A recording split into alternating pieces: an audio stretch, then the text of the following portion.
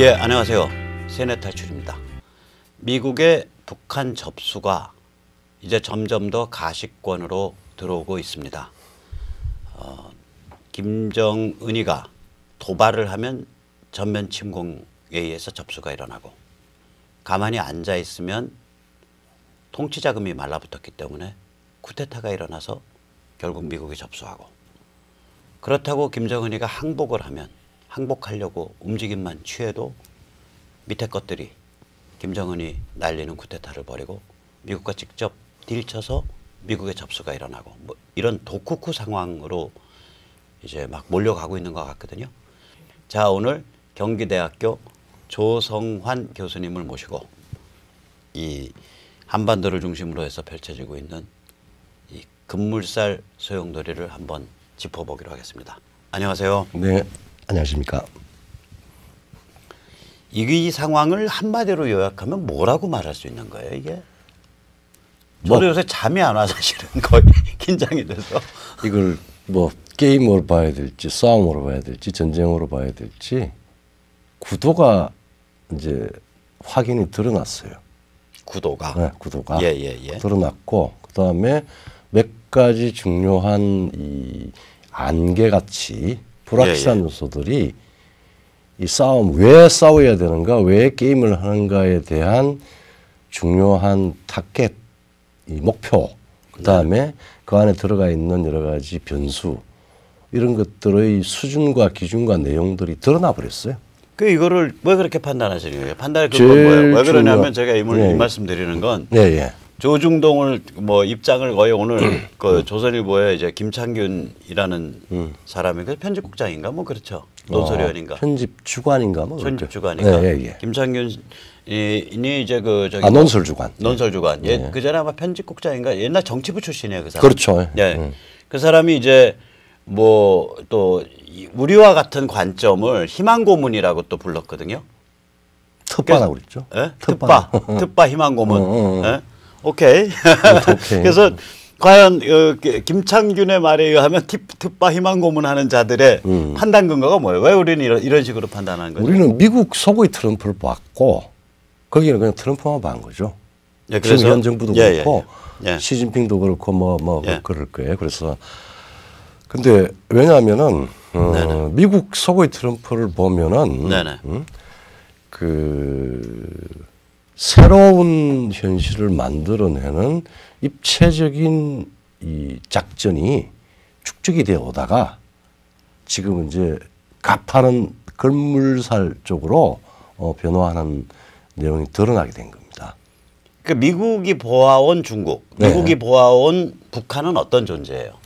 첫째 제일 중요한 게 그 세계사에 느닷없이 이 모든 세계가 감당하기 힘든 도발이 몇 년 사이에 한 5, 6년 사이에 전개가 됐습니다. 이게 시진핑 중국이라고 하는 건데 이게 말하자면은 냉전 종식 이후에 미국이 세계 시장으로 끌어낸 중국이 갑자기 전 400년의 역사를 가지고 무수한 이 시행착오를 거쳐서 안정화된 주권체제에 대한 정면 도전을 했어요. 그리고 그 미국의 지정학적인 말하자면 그 세력 선을 넘어서 첫째가 그 김정은 이 평양을 시켜서 핵과 미사일 도발을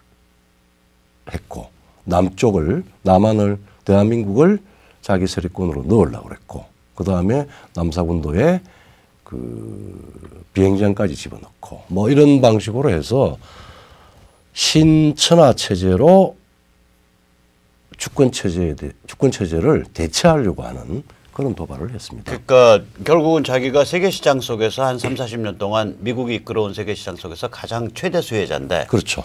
그 세계시장을 떠받치는 세계 질서를 자기 손으로 깨겠다고 덤비는 황당한 짓을 한 거죠. 그렇죠. 그러니까 미국 입장에서 보면 중국은 이거는 세계 질서와 문명에 대한 도발자, 그렇죠. 파괴자로 그렇죠.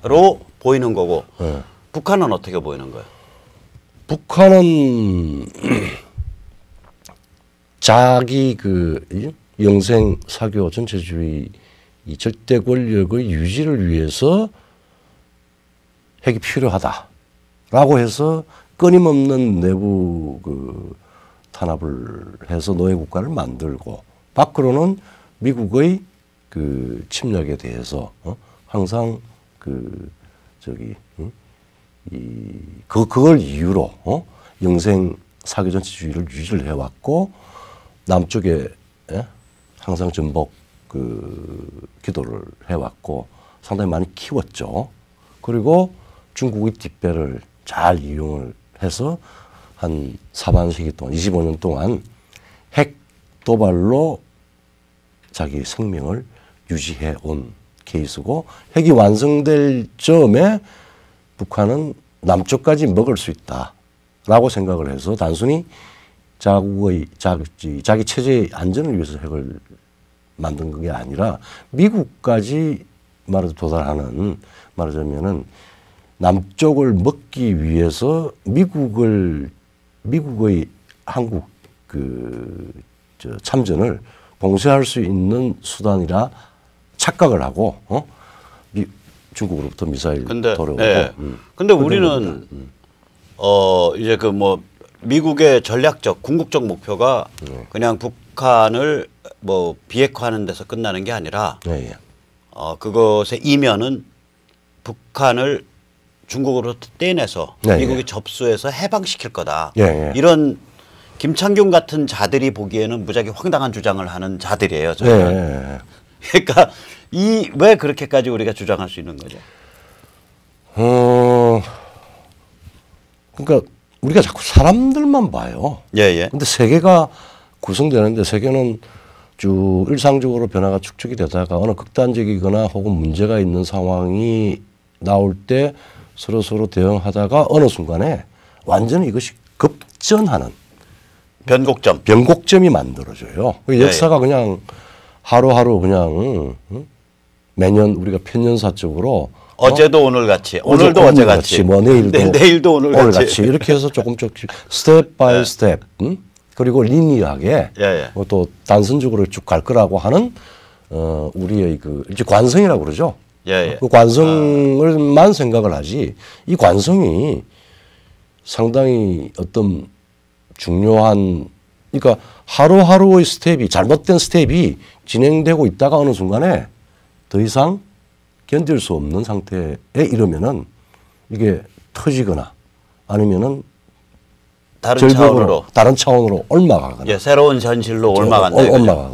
근데 이게 뭐냐면은 문명이라고 하는 지속 가능하고 발전적이고 또 매일매일 뭘 축적을 하고 창조를 하는 그 세계에 대해서 파괴적이고 역사의 종말을 의미하고 이런 세력과 국가가 뭉쳐가지고 문명에 도전을 한 겁니다. 그러니까 중국과 북한이. 북한이. 그러면은 이제 이게 어떻게 되는 거냐면 그러기 때문에 요번에 아예 북한까지 그냥 도려내서 그 지난 1945년 이후로 그러니까 북한 지역을 미국의 영향력 바깥으로 인정해오던 그렇죠. 그 관행 그러한 그 현상을 이번에 뒤집어 엎어갖고 북한 지역까지 완전히 도려내서 해방시켜버리고 그 해방의 힘으로 중국에도 충격을 가하겠다. 이것이 미국이 선택하는 전략이다. 라고 이제 보는 건데 저희는 그렇게 보고 있습니다.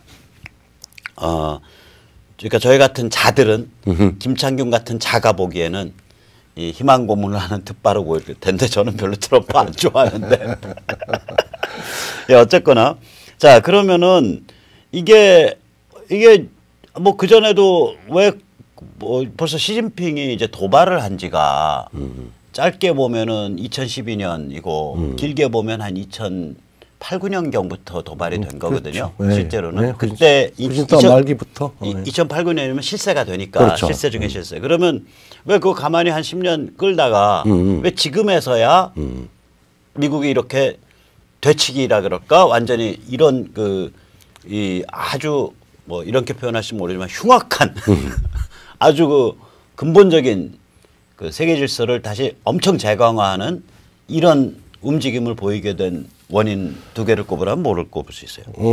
우선 우리가 미국이라고 하는 나라의 국제적 행동 굉장히 독특한 나라죠. 네네. 이게 우리가 보통 이제 뭐 국정치를 이야기할 때 휴먼 팩터, 그러니까 리더가 모든 걸 다 하는 걸로 보이지만은 사실은 그 체제가 움직이고 제도가 움직여요. 미국은 굉장히 큰 패권 국가고 그 안에는 퍼블릭 오피니언이라고 하는 거하고 그 다음에 그 정치권의 대통령과 의회라고 하는 제도하고 이것들이 서서히 그러나 수렴적으로 문제를 설정을 해요. 그러니까 미국은 다른 국가들하고는 다르게 확 달아올랐다가 확 꺼지고 하는 그런 국가가 아니에요. 굉장히 체계적인 복합적인 과정을 거쳐가지고 어떤 국제적인 행동에 행동이 이루어지는 그게 미국이에요. 그런데다가 플러스 이제 리더십에 따라서 조금은 차이가 있지만은 미국의 또 새로운 여건이 하나가 생긴 게 중국의 도전의 그 내용과 수준이 미국만이 대응해야 되는 게 아니라 전 세계가 사실은 대응해야 되는 아주 흉악한 도전이 있었고 내부적으로는 미국이 트럼프라고 하는 워싱턴 이스태블리시먼트, 소위 미국 A, 우리가 통상적으로 미국이라고 하는 좁은 의미의 미국을 넘어서는 굉장히 그 입체적인 리더십이 하나 나타났고 그 다음에 미국이 셰일 혁명이라고 말하자면은 미국이 말하자면은 이 총체적인 국제 게임을 할 수 있는 중요한 새로운 자원이 다른 국가가 가지지 않고 흉내낼 수도 없는 자원이 하나 생겼습니다. 그게 되니까 사실 중국의 도발도 아주 근본적으로 보면은 석유 문제였거든요. 그 에너지 문제였다고요. 저는 그렇게 안 봐요. 아니. 그 국내 정치적인 요소도 있지만 국내 정치적인 요소의 명분이 되는 요소 중에 하나가 명분은 그렇게 말할 수 있는데 에너지 부분이고 그런 측면에서 너 중국 너희들 잘못 행보를 잘못했어. 그리고 우리가 가지고 있는 내부적인 자원은 이런 방식으로 지금 혁신되고 있고 혁명적인 수단이 생겨서 까불지 마. 그리고 중국을 관찰했을 때 중국의 경제는 세계에 개방되어 있고 우리가 관리할 수 있는 그 틀 안에 들어와 있어. 그러니까 니네들의 약점은 이런 거야. 계산 다 하고 무역 전쟁을 개시를 하면서 말하자면은 전통적인 그 전쟁의 게임의 그 방식을 패턴을 바꿨죠. 바꿨는데 너무나 쉽게 그 취약성이 지금 드러나고 있습니다. 이게 뭐 이제 그러니까 저는 이제 최소 요소의 법칙을 생각을 하거든요. 이게 이제 경영학이나 이런 데서 많이 나오는 건데 오행 사상이랑 비슷해요. 그렇죠. 이게 뭐냐면은 다른 요소들이 다 갖춰져 있는데 요소가 만약에 6개 요소다. 그럼 그 사람의 힘은 그 6개 요소 중에 제일 취약한 요소에 의해서 결정된다라는 거예요. 그렇죠. 맞습니다. 마치 이제 우리가 나무 쪼가리를 6개를 이어서 나무통을 만들었는데 그 중에 하나가 절반밖에 길이가 안 올라와. 나머지는 다 20cm인데 얘는 10cm밖에 안 올라와. 그러면 그 나무통에 담길 수 있는 물은 그 10cm에 의해서 결정되거든요. 그렇죠. 그게 이제 최소 요소의 법칙인데 마찬가지로 이제 그 미국이란 나라가 셰일 혁명을 가졌다. 그래서 순 에너지 수출국이 됐다라는 얘기는 미국이 기축통합 파워도 있어, 군사력도 있어, 뭐 지식 파워도 세계 최강이야, 뭐 금융 파워도 있어, 뭐 테크놀로지 파워 있어, 저기 엔터테인먼트 파워 있어, 다 있는데 하나 비어 있던 게 에너지였단 말이에요. 그렇죠. 그걸 채워줬어. 그러니까 이 에너지 결핍에 의한 그 에너지를 중동에 의존해야 된다, 아랍권에 의존해야 된다라는 제약이죠. 그 제약이 최소 요소로 작동을 했다고 미국의 손발을 묶는. 그렇죠. 근데 이게 부쩍 올라오니까 이 최소 요소가 미국의 국력 전체가 굉장히 강해진 거예요. 힘을 발휘할 수 있는. 예, 힘을 그러니까 인빈서블이 된 거예요. 그러니까 침몰시킬 수 없는 그 슈퍼파워가 된 거예요. 앱솔루트 슈퍼파워가. 근데 이제 거기다가 트럼프라는 희대의 전략적 지도력이 같이 맞물려 버리니까 요번에 14억 평균 GDP 1인당 8,700달러짜리 G2 국가를 손을 보겠다. 그리고 이 G2 국가 손 보는데 보니까 제일 앞장서서 까본 놈이 북한이네. 그러니까 차제에 그냥 북한까지 확 도려내갖고 우리 인플루언서 스피어, 우리 영향권 안에 두겠다. 이제 이렇게 구도가 잡힌 걸로 저희는 보입니다. 그러니까 그렇게 보시는 거예요. 그렇죠. 예.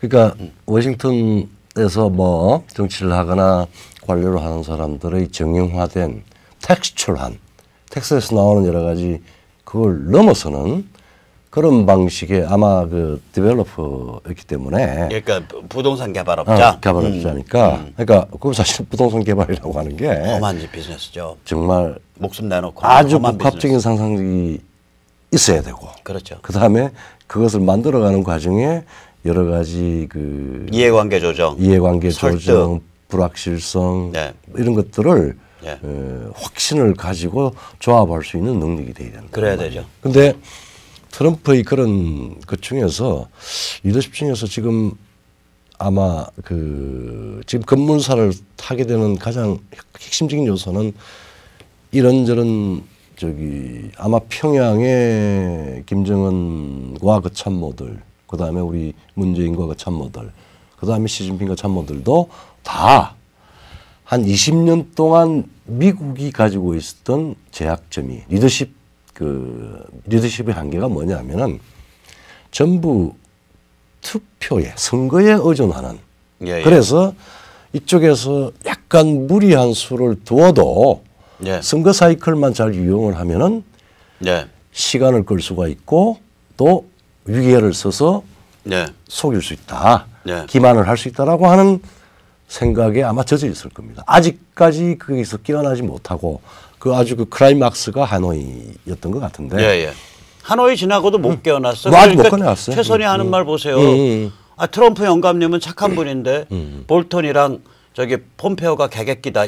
이거를 아니 기자회견장에서 얘기할 정도면 이게 완전히 멘탈이 붕괴됐다는 소리지. 아마 우리도 마찬가지일 거예요. 여기도 그럴 거예요. 여기 문재인 진영도. 그런데 이제 우리가 몇 번 이야기를 했는데 트럼프의 사실은 위대한 능력은 자기 스스로를 다른 아이덴티티로 위장할 수 있는 능력이에요. 블러핑, 포커판에서. 그러니까 단순한 블러핑이 아니라 굉장히 그러니까 포커판의 블러핑은 속이려고 하는 거 그냥 단순히. 단순히 속이고 안 보이려고 하는 거고. 그러니까 저기 다이 하느냐 아니면은 쭉정이를 들고 다 먹느냐라고 하는 일종의 그 뭐랄까 그 도박이죠. 근데 트럼프는 도박이 아니라 계산된 연출이란 말이에요. 근데 이 사실은 트럼프의 그 실질적인 능력이나 그 다음에 이 참모 구성, 그 다음에 오퍼레이션 군사적인 오퍼레이션 이것들은 다 노멀한 아메리카, 미국 A. 군사적으로 힘이 있고 외교 능력이 뛰어나고 그 다음에 교섭력이 있고 돈도 많고 다 모든 것들을 운용을 하면서 본인은 본인 스스로가 모든 포커스를 트럼프한테 몰아넣어 가지고 트럼프를 헷갈리게 만드는 그러니까 트럼프가 나는 이거야라고 하는 분명한 상을 상대방한테 주는 게 아니라 상대방이 트럼프에 대해서 저거 속여 먹을 수 있겠다라고 하는 오해를 그러니까 그런 인상을 여러 번 연출했어요. 그거는 자기 참모들한테까지도. 그게 뭐냐면은 속은 왕독술인데 정말 근래 보기 드문. 뭐 겉으로는 비둘기처럼 하고 그 다음에 자기가 비둘기처럼 해서 막 상대방이 초조해서 비판을 하게 되면은 슬쩍 볼턴한테 가서 야 속은 안 그럴 거야 사인 살짝 주고 그러면서 이제 그 연출을 해왔고 2차 하노이 같으면은 노멀한 지금까지 그 아주 그 석유 재벌과 관련됐던 그 부시 부자들 같으면은 못 참아냈을 겁니다.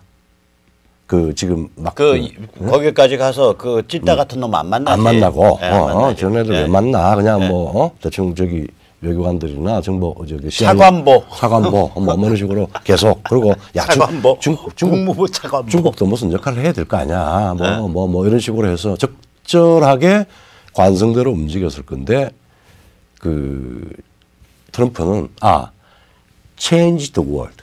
오케이. 중국이 도발을 했어?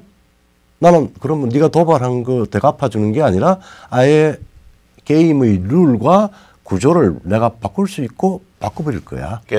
판을 바꾼다. 판을 바꾼다고 그러죠. 예, 그게 기업에서도 그게 제일 무섭거든요. 제일 무섭죠. 왜냐하면 이때까지 해왔던 게임과 다른 게임을 만들어버리는 그렇죠. 생태계를.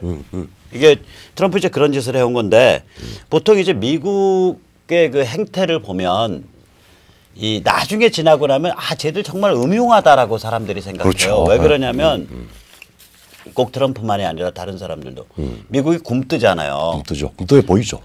실제로 굼떠. 그래요. 네, 굼뜨다고요. 여기처럼 이렇게 남비근성들이 아니야. 굼뜨니까 근데 굼뜬데 한번 움직이면 치명적인 종심 타격을 가하거든요. 그렇죠. 이게 이제 제가 군사 용어니까 종심 타격이라는 게 뭔지 이제 둘이 싸움을 해. 싸움을 한 놈이 굼뜨고 순둥이 갖고 바보 같아. 그럼 얘는 막 이쪽으로 밀고 들어온다고요. 그냥 막 밀고 들어와. 그럼 얘는 뒤에 선이 길어지는 거 아니에요? 공격을 그렇죠. 했으니까. 그렇죠. 근데 어느 순간에 미국이 움직이겠다고 하면 지금 이 싸움의 전면에서 움직이는 게 아니라 뒤에 가서 쳐버려요. 그렇죠. 상대방의 심장부 혹은 핵심 고리를. 이 뒤에 가서 치는 거를 종심 타격이라 그래요. 군사학에서는 딥 스트라이크. 그러니까 미국이 굼뜨는 듯이 보이는데 어느 순간 움직이겠다고 결정하면 그 다음에 종심 타격을 때려버리거든. 2차 세계대전의 그 노르만디 상륙작전의 경험이라고 하는 것도 그렇고.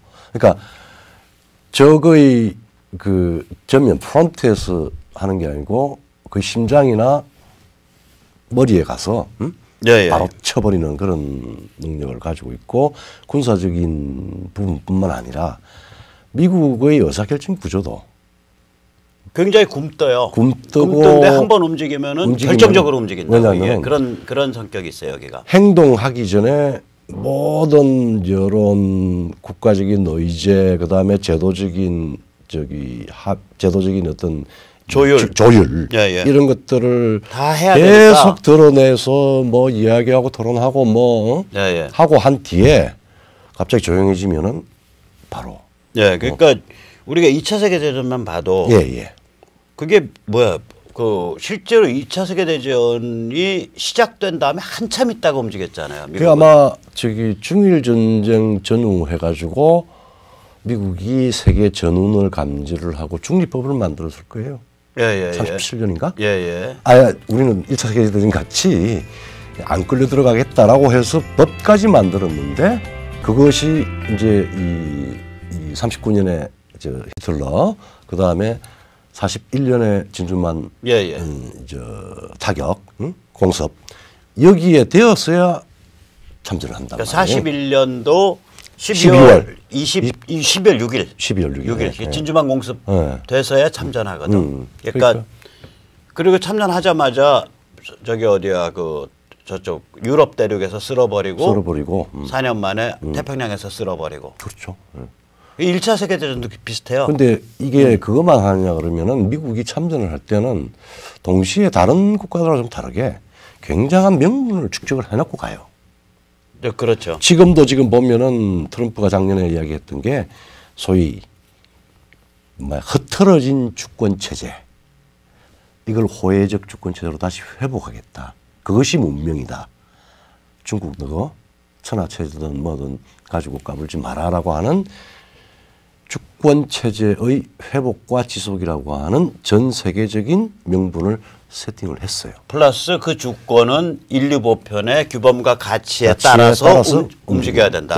그러니까 이게 그래서 미국이 무서운 게 국내적인 말하자면은 이 결집이 되는 요소가 다른 국가들하고 비교도 안 될 정도로 높아요. 그리고 국제적인 동의를 받아내는데도 굉장한 힘을 발휘를 하죠. 네, 미국이 이번에도 이제 그 중국이랑 미중 전쟁 벌이기 전에 트럼프 연설에서도 그게 다 드러나고 그다음에 특히 펜스 연설에서 왜 우리가 중국과 이런 무시무시한 그 압박전을 벌이고 중국을 왜 변화시켜야 되는가 그렇죠. 이게 다 드러난단 말이에요. 드러나죠. 이게 저는 그걸 읽으면서 수사가 아니에요. 그걸 읽으면서 미국의 그 독립선언문이 생각이 나더라고요. 우리는 흔히 이제 독립선언문에 뭐 all men are created equal 뭐 어쩌고 그 앞에 서문만 기억하는데 실제로 그 안건은 어딨냐면 그 뒤에 딸린 게 있어요. 거기 보면 그게 몇 페이지에 걸쳐서 수십 개 항목에 걸쳐 가지고 우리는 왜 영국 왕으로부터 독립해야 하나? 우리는 왜 영국 왕으로부터 독립해야 되나? 그 근거가 그 논리적 근거를 계속 붙여놔요. 그러니까 이 사람들이 그런 식으로 해서 딱 자기들을 정신을 모을 수 있는 틀을 계속 찾는 사람들이에요, 이게. 그렇죠. 그래서 1차 세계대전 때도 그랬거든요. 1차 세계대전 때도 1914년에 전쟁이 시작됐는데 계속해서 뭐 유럽의 콜이 있었는데도 불구하고 17년까지 참전을 안 한단 말이에요. 3년을.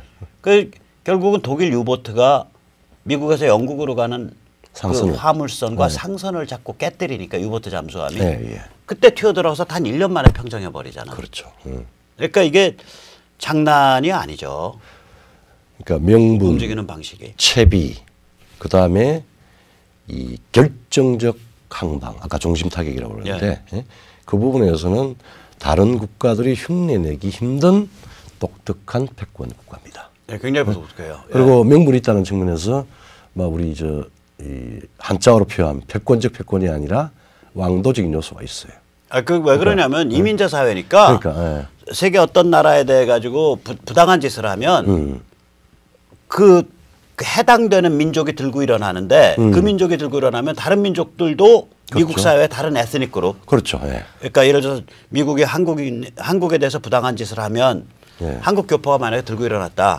한국 교포만 들고 일어난 게 아니라 멕시코 출신, 쿠바 출신, 뭐 이제 저기 그다음에 유럽 출신, 아프리카 출신 같이 다 들고 일어나는 거예요. 그러니까 이게 다른 나라에 대해서 특별히 부당한 일을 할 수가 없는 체제야, 이 체제가. 그러니까 독특한, 그러니까 우리 같이 뭐 말하자면은 거의 순민족 국가, 일본이나 뭐 우리나 뭐 중국은 사실 뭐 아니긴 하지만은 중국은 한 90% 이상이 자신이 한족이라고 생각을 하는 그 국가. 그렇죠. 뭐 우리도 뭐 단일 민족도 아니지만은 많은 혼종이 있었지만. 아니, 저기 일단 조 박사님하고 저랑 관상이 너무 다르죠. 조 박사님은 딱 보면은 기본적으로 사람이 이렇게 말끔해갖고 핸섬하잖아. 저같이 이렇게 좀 험하지 않잖아요. 근데 어쨌거나. 그런 식으로 해서 그런 국가하고 미국은 미국이면서 세계인 이유가 바로 그겁니다. 그런 거예요. 그러니까 저기 단순한 이 말하자면 뭐 내셔널 스테이트가 아니고 스테이트 네이션이에요. 미국이라고 하는 이 문명적 정치체가 존재하고 아메리칸 리퍼블릭이 존재하고 그 안에 구성원들은 다양한 에스닉을 다 전 세계로부터 다 와서 그 안에서 혼용돼서 다시 미국화되는 그런 미국이면서 세계로 구성되고 미국인.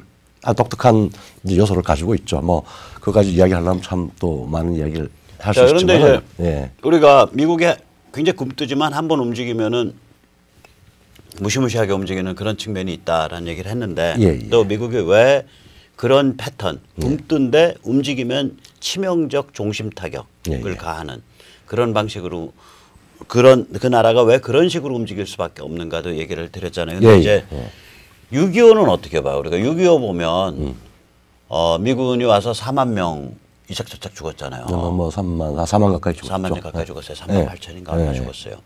근데 정말 그 미국이 그 세계 제2차 세전 끝나고 이제 좀 평화롭게 사나 보다 이때 그냥 날벼락같이 닥친 전쟁이었거든. 그렇죠.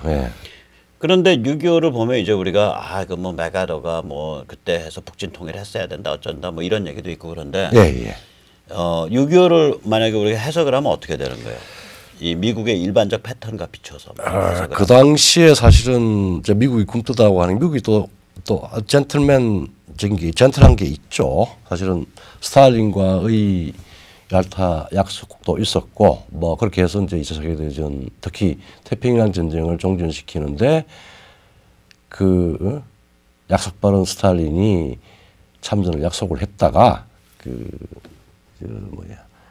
핵무기가 나가사키하고 핵 폭탄이 떨어지고 난 뒤에 부랴부랴 들어와서 이권을 챙겼지 않습니까? 예. 그래서 이제 이게 말하자면은 소련과 미군이 동시에 진주를 해서 뭐 신탁 통치를 가서 적절한 시기에 한다 뭐 이런 식으로 해서 이제 그게 되고 신탁 통치가 말하자면은 우리 이승만 대통령과 또 우리 남쪽에 그 독립 지도자와 그 다음에 자유를 선택한 공화국 자유민주공화국을 선택한 팀 세력이 새로이 나라가 건국이 돼서 결국은 이제 그 별도의 국가로 분리. 쟤들은 이미 45년 말부터 건국이에요. 그 건국했죠. 임시 인민위원회. 인민위원회에서 다 쟤들이 했고 이쪽보다 훨씬 사실상 빨라요. 국가 체제를 다 만들어 놓고 46년 2월이면 그게 완성되는데. 그리고 저기 무기까지 그럼요. 다 주고 네. 선언만 안 한 상태고 그걸 안 정업 발언부터 해가지고 우리도 준비를 해서 뭐 분단이라고 이야기하는데 사실 분리 건국입니다. 서로 체제가 다른. 아니, 그건 김구도 인정을 해. 김구 보면 뭐냐면 그 북한 갔다 오고 나서 야 저기는 뺑뺑 잘 돌아가는 나라인데 우리가 감당하겠냐. 그래서 김구가 그쪽에 굴종을 한 거거든. 그렇죠. 네. 그래서 그러니까 이미 거기는 뺑뺑 돌아가는 나라였다고요. 그래서 소비에트 스타일로. 그래서 뭐 일화도 있죠. 예. 김일성을 만나는 순간 끝났구나. 이쪽은 나라가 만들어졌구나라고 느꼈다는 거 아니에요. 예. 그래서 이제 들어와서 여러 가지 그 노인네가 나중에 노추에 쩔어갖고 못할 짓 했지. 그건 뭐 하여튼 이제 그 이야기가 좀 길어지는 건 빼고. 예. 그게 그러고 이제 소련 아주 스탈린의 업무가 거기서부터 시작이 되죠. 야 우리 나갈 테니까 미군도 좀 나갔으면 좋겠어. 예. 그렇게 해서 이제 또 49년에 에치슬라인이 거진 거지 이제 모택동이가 또 이제 그러니까 미국이 좀 어떻게 보면 그건 굶떠요. 굶뜨고 이제 순진한 거죠. 순진한 거죠. 마오가 이제 또 중화인민공화국을 만들었고 뭐 이런 상황에서 이제 스탈린은 지령을 내리기를 빨리 미군을 철수하도록 공세를 하라. 그래서 이제 순진한 미국이 에치슨 라인으로 해서 50년 초에 자 철수한다. 물론 에치슨 국무장이 결정한 게 아니고 미 육군에서 이미 군사를 빼기로 이제 결정을 해서 그어지는데 그래서 사실은 스탈린의 흉계가 먹히는 듯 보인 거지. 보인 거죠.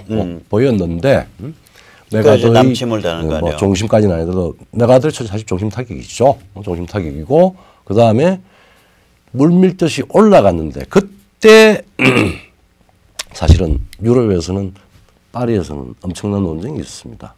6.25가 터지자마자.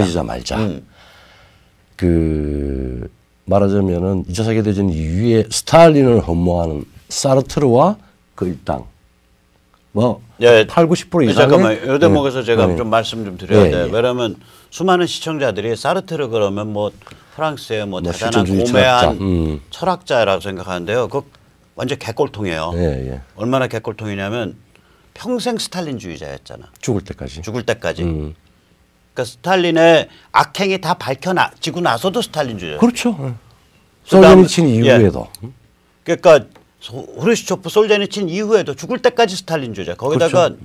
이게 완전 인격 파탄자예요. 사르트르는. 그 1950년대인가에 그 그러니까 12살 먹은 그 남자가 그 뭐 문인인가 철학자 하는 놈이 12살 먹은 여자애랑 섹스를 해가지고 이제 기소가 된 사건이 있었어요. 그때 사르트르가 주도해서 12살 먹은 여자애도 섹스할 권리가 있다.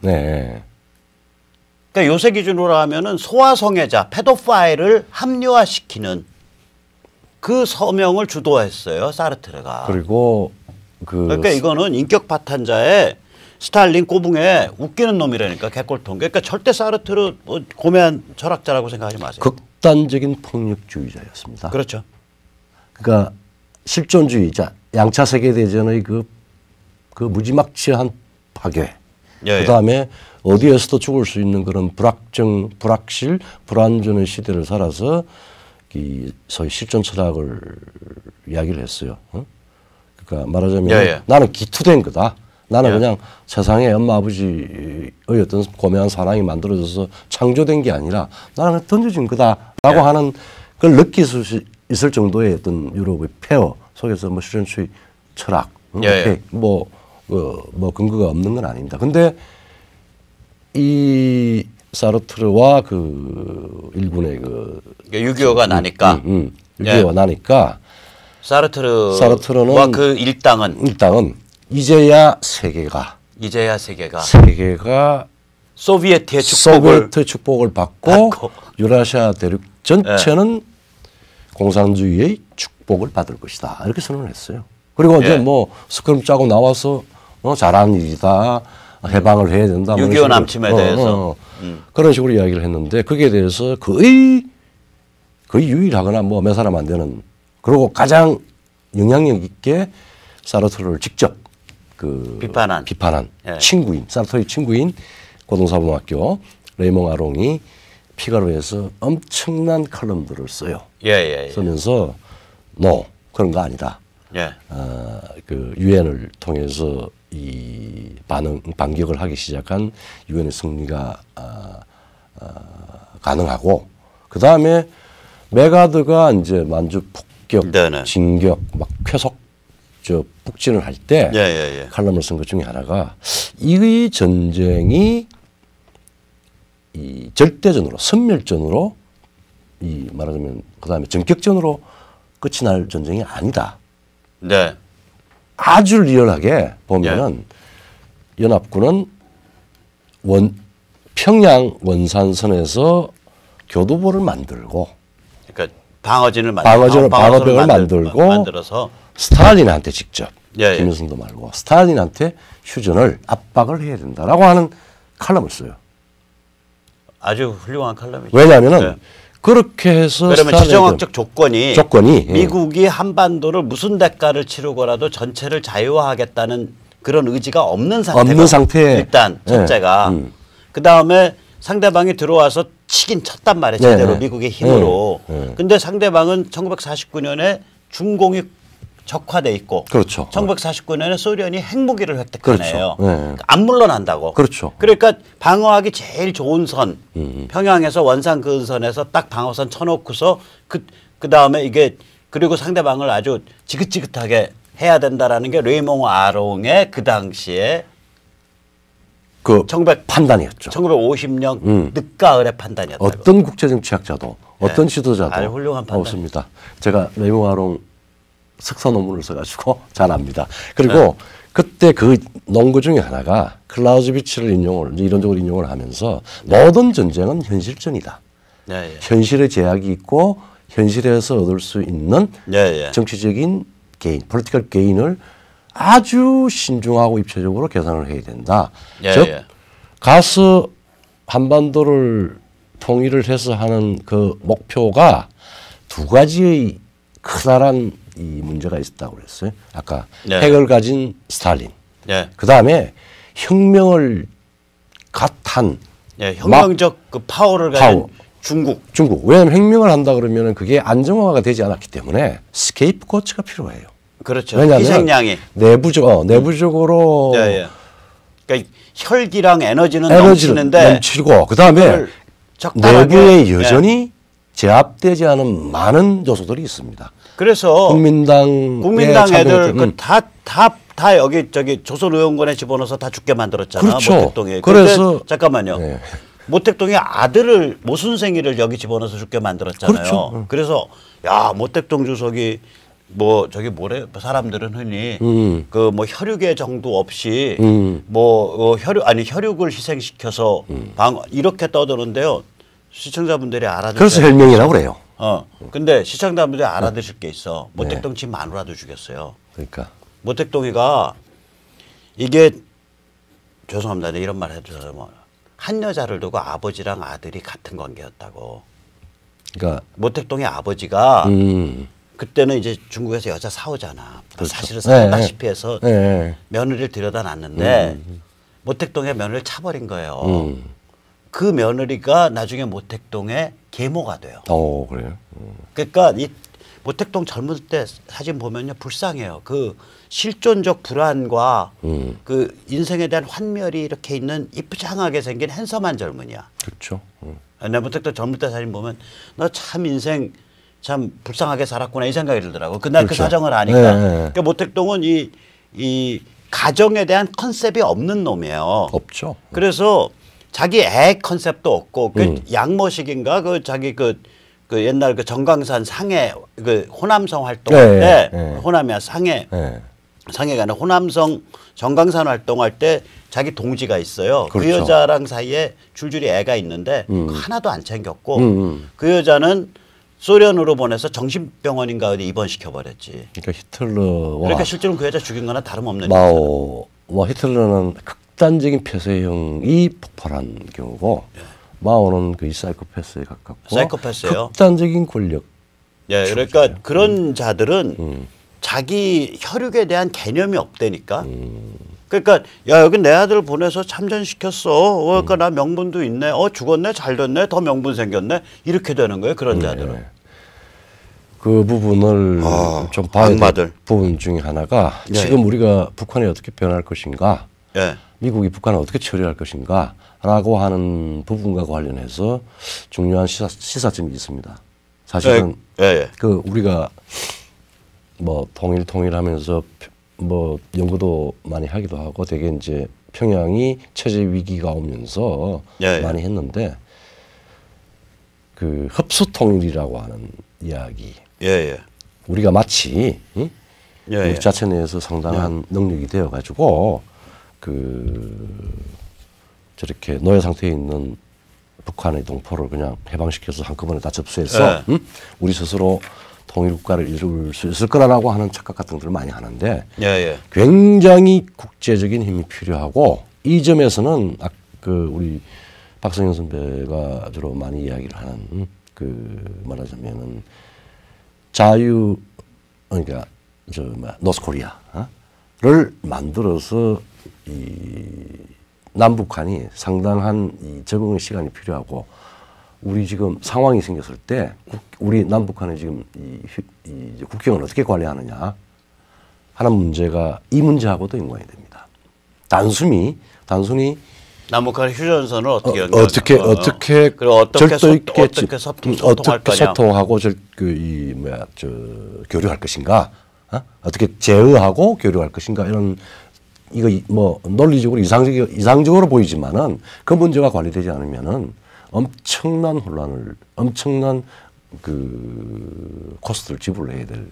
그거는 그런 측면에서 앞으로의 남북한의 현상 변경에 있어서도 50년 아마 7월 8월 10월 10월 넘어서 프랑스 지식인 레몽 아롱이 이야기했던 리얼하게 우리가 관리할 수 있는 남북한의 현상 변경의 요소가 뭔지 그 부분에서 고민을 해야 됩니다. 그러니까 보다 정확히 표현하면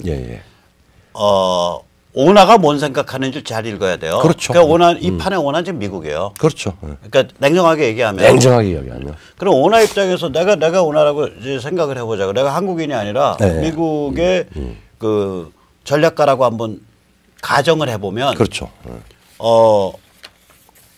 목표는 뭐냐면, 그러니까 북한을 중국의 영향권으로 떼내서 미국의 영향권 아래 넣는 거거든. 근데 미국의 영향권 아래 넣는다는 얘기는 자유민주주의와 세계시장 속에서 번영하게 만드는 거면 충분해요. 그러니까 저는 북한에 뭐 미국이 특별히 군사기지 더 많이 들어갈 것도 없다고 본다고. 그렇죠. 세계적으로 아마 캠프 험프리가 우리 평택에 있는 게 전 세계에 있는 미군 기지 중에 가장 큰 기지 중에 하나일 거예요. 저게. 그렇죠. 제일 오키나와보다 오키나와만 하거나. 오키나와보다 클 겁니다. 이게 실질적으로 한 500만 평가 가게 되니까. 그리고 그러니까 몰라요. 북한에 넣으면 사드나 몇 개 더 넣고 말지. 미국이 무슨 그러니까 거의 사실상 암묵적으로는 군사적으로는 미국이 주둔 안 하는 그 버퍼 지역을 삼을 거라고. 그렇죠. 단지 생활은 완전히 자유민주주의와 세계 시장 속으로 끌어넣을 거라고요. 그렇죠. 그러면 그렇게 끌어 들어오는 순간 그건 미국 영향권이니까. 그렇죠. 그러면 우리는 무슨 짓을 하면 되냐면 남북 자유민주 남북 국가연합을 만들면 되는 거예요. 네, 네. 그러니까 이거를 지금 상태에서 뭐 흡수통일 원스텝 흡수통일 불가능하다고요. 불가능하죠. 우리도 내부도 준비도 안 돼 있고 그런 패키지를 가지고는 미국이 중국이나 러시아를 셧다마우스를 못 시켜요. 못 시켜요. 그러니까 조급하게 예, 그리고 우리 능력을 넘어서는 넘어선다고 못 넘어선다고. 그러니까 그 부분에 대한 우리 능력의 한계가 어딘가, 우리가 할 수 있는 게 뭐고 한계가 뭔가를 분명히 세팅을 하고 그 다음에 이 게임의 이 변화의 주인공이 미국과 어떤 역할 분담을 할 것인가를 그걸 잘 생각해요. 미국이 아마도 제 생각엔 북한을 접수하면 안보리에 의한 UNC 깃발을 쓸 거라고 유엔 사령부 깃발을 쓰고 유엔 임시 행정기구 운타 노스코리아를 운탱크를 구성할 거예요. 그 두 개 합쳐서 읽거든요. 보통 운타 UNTA 다음에 노스코리아 NK니까 운탱크가 돼요. 운탱크 단계 다음에 몇 년 지나가지고 주민들이 최소한의 자치 능력을 형성했을 때 그거를 이제 임시정부로 갈 거라고요. 이게 아니 임시정부가 아니라 자유민주 노스코리아로. 그러면 이제 그때 우리가 이제 자유민주 남북 국가연합 가면 된다. 아마 그런 패키지로 이게 될 거다라고 저는 봅니다. 미리부터 그 부분에 대한 구상이 돼야 되는데 지금 아주 극소수의 사람들이 그 문제를 이제 차관한 단계입니다. 그러니까 뭐 제가 운탱크 얘기한 게 2012년입니다. 그러니까 유일한 운타 노스코리아 얘기한 게 2011년인가 12년 그 역사박물관 세미나, 대한민국 역사박물관 세미나장에서 한 150명 모였을 때 이게 북한을 해방시키고 운탱크를 거쳐야 된다. 그러니까 그게 전략적 현실주의자들이 사실은 그 우리의 공론장에 지성의 장에서 공론장에 올리지 않았지만은 분리를 통한 통일, 일정한 분리 과정에서 자유통일, 분리를 통한 자유통일, 분리형 자유통일, 자유통일. 그리고 그게 상당한 부분 통제와 통합과 통일 과정을 가야 될 거다. 그런 국가 역량이 뭐냐를 생각하는 존재는 했지만은 최소한 대한민국의 남북한 관계와 통일 문제 논의에서 그 문제는 전혀 지금 제기되지 않았고 이제 제기해야 될 상황 같습니다. 그러면 결국은 이제 미국이 구사했던 아까 우리가 종심 타격에서부터 북한을 요리하는 과정을 요약해서 말씀해 주시면 어떻게 되는 거예요? 우선 중국은 본인이 성장세만 믿고 몸집뿐만 생각하고 그 끼어 있는 여러 가지 병리적인 요소 두드러기 해서 취약성을 본인 스스로를 스스로를 인식을 못했는데 미국은 중국이 가지고 있는 경제적 취약성의 이 내용과 수준들을 너무나 잘 파악을 하고 계산을 했을 겁니다. 그래서 경제전쟁이나 무역전쟁이라고 하는 그 새로운 패턴의 말하자면 압박, 제압 방식을 구사했죠. 그렇죠. 첫째, 중국에 대해서는 그렇게 종심 타격을 때리고 그다음에 북한에 대해서는 북한은 정말 극단적인 무기를 가지고 이제 도발을 하는데 우리 미국의 서태평양 북단의 국경에 거의 가까운 대한민국까지 국경이죠. 그런 부분으로 이제 자유세계의 국경이죠. 자유세계의 국경이죠. 그렇게 해서 이제 이것도 골치 아픈데 이 두 가지를 미국이 중국의 도발에 제압하는 하나의 섭세트로서 메뉴로서 북한 핵 문제를 집어넣자라고 해서 같이 동시화를 싱크로나이징을 시켰고. 그러니까 북한 문제를 미중 관계의 섭세트로 그러니까 부분 집합으로 만들어. 그러면 중국이 뒷배니까 중국을 제압하면 북한을 요리할 수 있게 된다고 본 거예요. 그게 정확히 본 거예요. 그렇죠. 정확히 본 거죠. 그리고 그 판단인데 문제는 이제 그걸 운영을 어떻게 오퍼레이트를 하는 거는 전통적인 방법하고는 다르게 했습니다. 대개는 외교를 하고 네. 외교하다가 안 되면은 경제를 하고 네. 경제적인 여러 가지 제재를 하고 뭐 옛날 같으면 검수 조치하고 뭐 그다음 마지막에 이제 군사적인 시위를 하고 그다음에 전쟁 가고 뭐 이게 이제 노멀한 말하자면은 에스컬레이션 과정이죠. 에스컬레이션 과정인데 트럼프 미국의 작전은 그거하고 정반대였습니다. 먼저 군사적으로 미국이 가진 다른 국가들하고는 전혀 다른 차원의 시위를 지휘하고 압박, 포위를 딱 해놨죠. 그러니까 평양이라고 하는 중국이 뒷배에 있는 김정은의 라켓 장난, 소위 말 불꽃놀이 실험, 25회의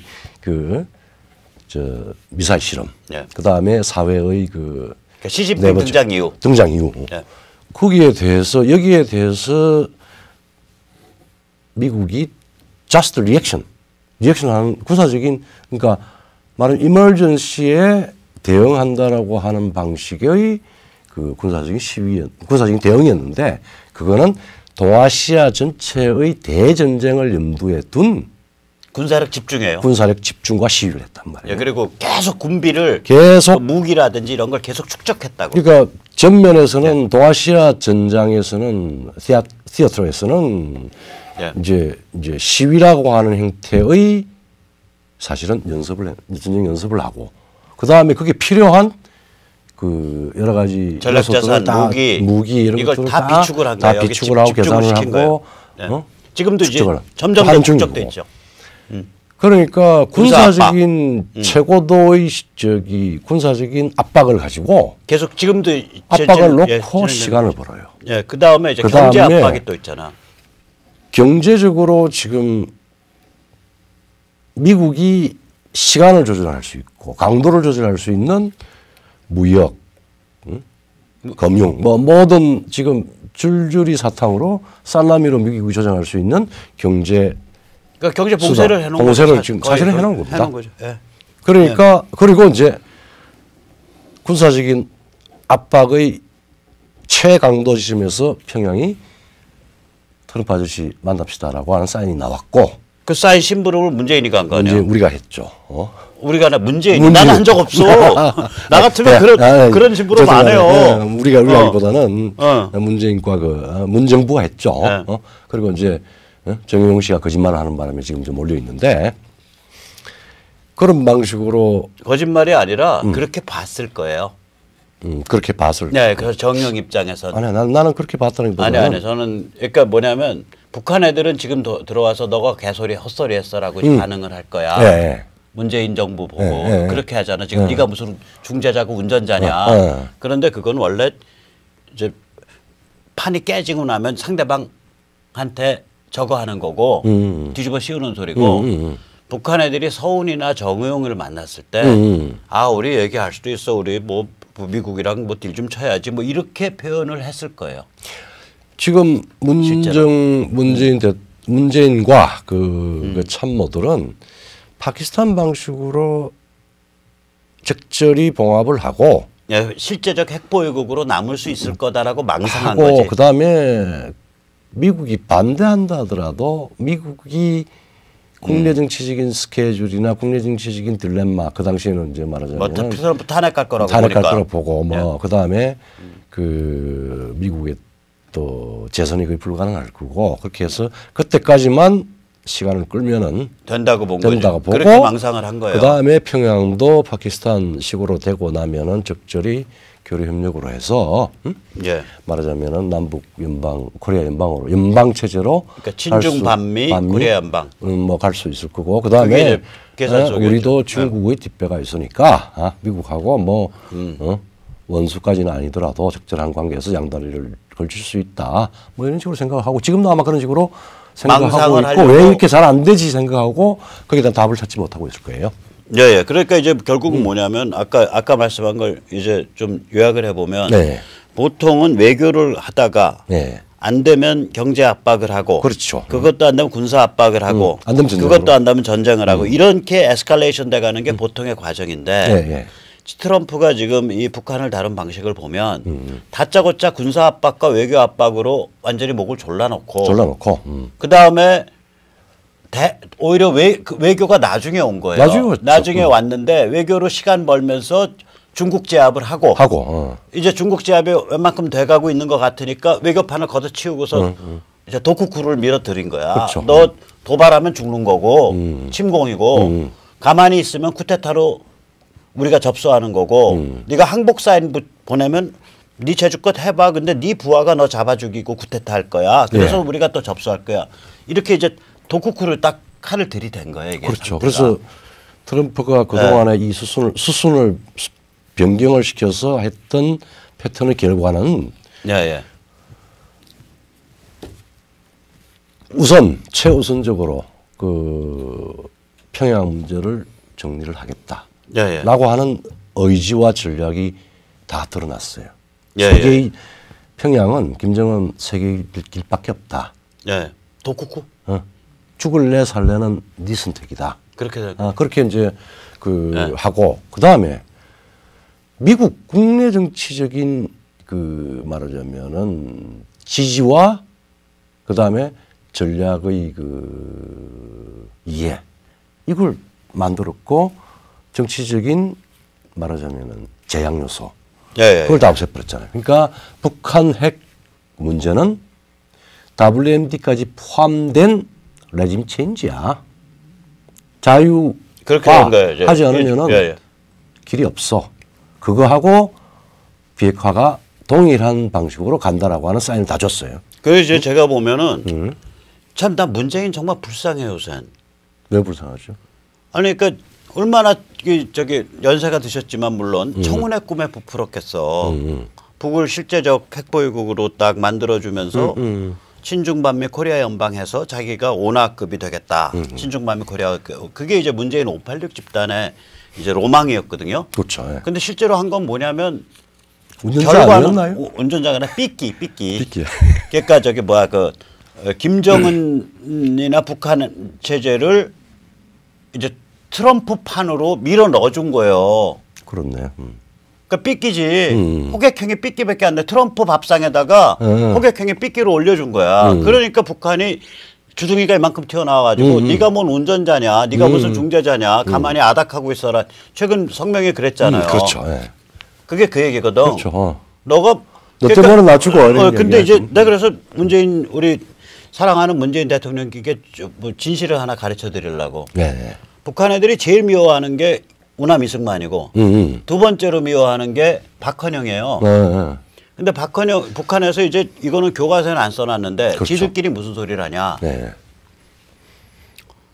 이 박헌영 때문에 박헌영이가 지들의 주장에 하면 100만 봉기를 한다라고 개런티 했다는 거예요. 남침을 하면 100만 명이 봉기를 하니까 미국이 개입하더라도 한반도 전체를 적화할 수 있다. 그렇죠. 그 보증수표를 박헌영이 썼대. 그래요? 그러니까 그걸 이제 쟤들 북한 지도자 애들이 하는 자기들끼리 하는 그렇죠. 얘기예요. 그게 100만 봉기설인데 그래서 이제 그러니까 문성근이가 왜 그 MB 때 100만 민난 이랬잖아요. 그렇죠. 이 100만이라는 숫자에 북한 애들이 알러지를 가진 걸 알았다면 문성근이가 단체 이름을 그렇게 정하면 안 돼요.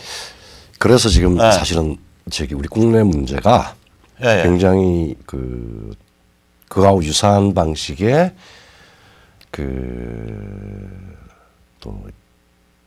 그러니까 문재인 정권이 국내 문제에 대해서 굉장히 히스테릭한 근데 그 전에 아까 얘기해 나는 문재인 사랑하잖아. 내가 사랑하는 문재인 대통령 가깝게 충고를 드리면 박헌영 꼴 나는 수 있어요. 이거 그러니까. 북한이 보면 뭐냐면 야 너 믿고 갔는데 뭐 친중반미 코리아 연방 웃기지 마라. 보니까 트럼프 밥상 위에 우리가 반쯤 익어서 올라가 있네. 이렇게 되는 거예요. 이거 지금 트럼프도 그러니까 박헌영이를 나중에 전쟁 끝나고 나서 박헌영을 미제 간첩으로 몰아서 죽였잖아. 그거 있죠. 그게 이제 뒤를 보면 전쟁의 책임이 박헌영한테 있고 전쟁의 구체적 책임은 뭐였냐? 네가 100만 민단 보증해서 전쟁한 거야. 전쟁했는데 그 로직이거든 이게. 그렇죠. 그러면 쟤들 로직대로 그대로 지금 약간 해겔이 그랬잖아. 법철학에서 전에 우리 한번 인용했잖아. 그러니까 역사가 한 번 돌면 역사는 반복된다. 첫 번째는 비극이고 두 번째는 생쇼다. 생쇼다. 그러니까 첫 번째는 비극이란 말이야. 박헌영 100만 민단 보증수표 믿고서 전쟁 벌려서 비극됐어. 그렇죠. 근데 두 번째는 뭐냐? 문재인 보증수표 믿고서 저기 뭐야? 결국은 문재인이 한 역할은 뭐냐면 트럼프 밥상에 반쯤 올라가서 앉아 있는 먹잇감 되도록 삐끼를 해준 게 된 거예요. 그러면 문재인은 얼마나 미워하고 원망하겠냐고. 그렇죠. 그래서 나는 문 대통령 참 제가 밤잠을 못 자고 그 운명에 대해서 걱정을 하고 있습니다 요새. 근데 저 충성스럽죠? 네. 네. 근데 그 요새 또 어제 그제부터 이상한 반응이 나오고 있는데. 확인되지는 않았지만은 계속 그 김정은을 이쪽으로 초청하려고 하는 유혹을 많이 느끼는 것 같아요. 그러면 그렇게 해도 쇼를 벌여야 되니까. 쇼를 벌여야 되니까. 김정은 박람뽕이네. 그렇죠. 그 다음에 갑자기 지금 뭐 또 우리 저 박근혜 정부 때 있었던 여러 가지 요소를 가지고 그거하고 연관된 걸 지어가지고. 그 인격 살인하고 분노였던 김 무슨 총장 뭐 이런 사람들 무슨 이 저기 그 이 성, 섹스, 그다음 무슨 뭐 온갖 그 말하자면은 이 일반 사람들이 그 이 도덕적인 분노를 불러일으키는 이런 감정적인 분노뽕. 그러니까 인격살인 분노뽕이지. 이런 부분이 지금 또 갑자기 언론에서 뭐 난립니다. 오늘 아침 또 24시간 그런 걸 틀어넣어서 사람들 또 마음을 황폐하게 만들고 이러고 있고 이게 왜 이러는가? 그게 이제 사실은 차베스가 이게 말기가 됐단 말이에요. 아니요, 조양호 회장 잘라내는 거 봐. 이게 자기들 뭐 민노총이나 이런 자기들 핵심 지지층 모으려고 기업가 정신 다 기업가들의 의욕 그렇죠. 다 잘라버리고 경제 박살나도 좋다 이거예요. 그럼 이건 차베스 만국봉이야. 그게 뭐 많은 사람들이 이제 걱정하고 우려하는 거죠. 베네수엘라 차베스가 이짓한 거거든. 그렇죠. 그래서 이제 나라가 빠개지든 말든 자기 핵심 지지 세력 결집시키면 된다 이거거든. 그러니까 국내적인 것하고 지금 한반도적인 것, 세계적인 것하고 지금 이 아기가 잘 안 맞아요. 아기가 맞는지 모르겠지만 지금 우리 아니 삐끼한테 무슨 아구 맞고 거기가 어디 있어요? 그냥 열심히 삐끼 하는 거지. 자기는 삐끼인지도 몰라. 많이 해집고 파괴하고 뭐 하니까 이 보고 있는 우리들로서는 많이 괴롭죠. 뭐 그렇게 당하는 입장에서는 괴롭죠. 대통령 잘못 봐봤는데. 근데 이제 그 시간대하고 그 지속하고 소위 미국의 이 대북 그 처리 수순하고 이게 제가 보기에는 박의 대북 수순이 더 급물살을 탔어. 그렇게 될 거예요. 국내적인 여러 가지 그러니까 어렵더라도 참으면 돼. 분란. 참고 준비하면 돼요. 이것을 훨씬 더 크게 가속을 해서 이걸 제압을 할 수 있었으면 좋겠고 그럴 것 같은 그 객관적인 그 판단도 되네. 그러니까 비유적으로 말하자면 삐끼 문재인이 이제 뽕장사에 나선 거예요. 비유적인 뽕입니다. 이거는 그러니까 김정은 박람뽕, 그다음에 아까 김학인가 누구가 김학이 같은 사람들 옛날 시시콜콜한 뭐 증거도 없는 거 막 끄집어내 갖고 인격살인 분노뽕 국민들한테 뽕을 놓는 거야 계속. 그다음 세 번째 뽕이 자기들 진영의 핵심 지지 기반을 결집시킬 수만 있다면 그런 일이라면 뭐든지 할 수 있다. 국가가 망가지든 말든 이게 이제 차베스 만국뽕이거든요. 그렇죠. 이제 이런 식으로 뽕을 막 국민들 머릿속에다 넣는데 제가 그래서 세뇌 탈출이 아니라 몸뽕 탈출로 해야 될 것 같아요. 아 그래요? 네. 맞아요. 문재인 586 집단이 우리 머리에 대고 놓는 그 메타암페타민인가 뭔가 뽕을 우리가 어떻게 탈출할 거냐. 그렇죠. 그 몸뽕 탈출인데 이게 뭐 이제 그러면 이제 화딱지 나면은 물론 비유적 표현이지만 삐끼 문재인이 뽕장사에 나섰냐. 뭐 이런 생각이 드는데 사실 제가 뽕에 대해서 두 가지 드릴 말씀이 있어요. 어떤 게 있습니까? 그 깡통 진보라고 표현하실지 모르는데 아무튼 특정 어떤 그런 그런 인사들이 집중이 된 법률 회사가 있죠. 있는데 어디라고 말을 안 할게요. 저도 안 할게요. 제가 이제 요번에 이제 지난번에 이제 감옥 갔다 왔잖아요. 2017년 3월 11일부터 한 100일 갔다 왔는데 아 구치소에 가면 그 특히 이제 그 면회실 그래 그 화장실이라는 건 면회실 대기 화장실이라는 건 사람이 엄청 많이 가는 화장실 아니에요. 그렇죠. 벽에 낙서가 가득한데 그 낙서 중에 한 10% 뭐 한 5%쯤은 그 특정 법률 회사를 가리키면서 이놈의 자식들 저기 뭐야 그 저기 뭐야 마약 잘 다룬다 그래가지고 마약 사범 걸 이제 항정신이라 그래서 구치소에서는 이제 그걸 저기 항이라고 불러요. 항잔 잘 다룬다 그래가지고 떼돈을 들여서 사건을 의뢰했는데 나 중형받고 간다. 이 새끼들한테 속지 마라. 뭐 이런 게 그 남자 화장실 벽에 무수히 써 있어요. 아 그래요? 그래서 내가 물어봤어. 저게 뭔 얘기입니까? 그랬더니 이 깡통 진보 진영의 이 법률 회사가 이른바 그쪽 정권 때 이 뽕장사들 변호해 갖고 돈 왕창 벌어서 확 떴다는 거예요. 근데 별로 그렇게 그런데 이제 그게 약발이 다 하니까 그 옛날 명성을 믿고 이제 뽕 하다 걸린 놈이 이제 뽕 팔다 걸린 놈이나 뽕 하다가 걸린 놈이 이제 옛날 명성을 믿고 그 법률 회사에 이제 큰 돈을 주고 이제 그 계약을 했는데 이제 중형을 받으니까 이것도 전부 사기꾼 아니야 이제. 그러니까 참 우리나라 참 불쌍한 거예요. 그러니까 이게 뽕으로 쌓아 올린 법률 회사란 소리야. 뽕쟁이들의 돈을 뺏어서 쌓을. 나도 그런 자간이 있었으면 좋겠어요. 이게 워낙 우리 박주필께서 많이 했지만은 이 정신이 강한 건지 아니면 약한 건지 너무 망상적인 요소에 편집을 해요.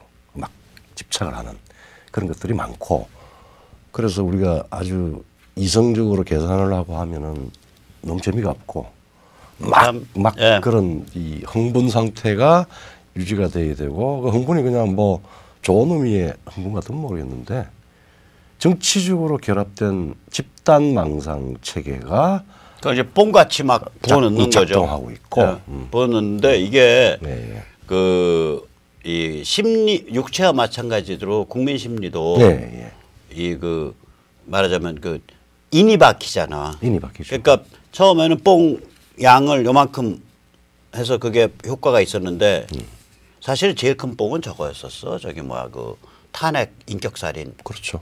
인민재판 뽕이에요. 그래서 지금은 웬만한 거 부어넣어도 웬만한 뽕 놔도 안 돼요. 그러니까 이 문재인 586의 그쪽에 진영에 계시는 분들은 빨리 지금이라도 개과천선 하셔가지고 이 무슨 김정은 박람뽕 뭐 인격살인 분노뽕 차베스 망국뽕 이런 거 좀 포기하시고 좀 현실을 직시하시면 여러 사람이 5천만이 조금은 더 편해질 것 같습니다. 맞습니다. 예. 부탁드립니다. 그럼 오늘 여기까지 모시고요. 저희가 다시 한번 밝히면 우리 얘기한 뭐 삐끼라든지 뽕이라든지 이런 건 다 비유적 표현입니다. 절대로 진짜로 삐끼라고는 꿈에서라도 생각 안 하니까 너무 기분 나빠하시지 마시기 바랍니다. 그 정도의 아량과 도량은 있으실 거라고 믿어 마지 않습니다. 자, 오늘 여기까지 모시죠. 예. 예, 감사합니다.